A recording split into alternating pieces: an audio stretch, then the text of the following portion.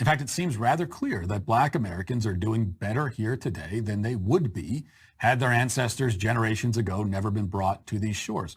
We can prove this point by simply asking which African country anyone asking for reparations would prefer to live in. The answer, of course, is none of them.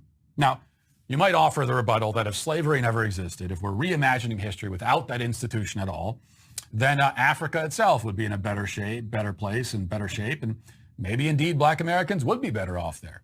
But this seems highly unlikely, and it also ignores the fact that Africans participated in slavery and the slave trade as much as they were victims of it. Not to mention, if we're reimagining the world without African slavery, then we have to also imagine it without all other forms of global slavery, since African slavery was merely one variety, one offshoot of this global institution.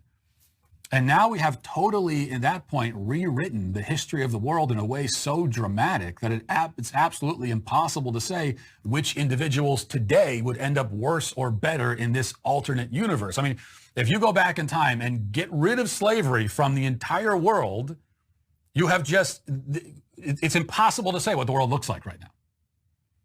Actually, what we can say is that we'd all end up worse. All of us today would be in a worse spot if slavery never existed at all across the entire globe.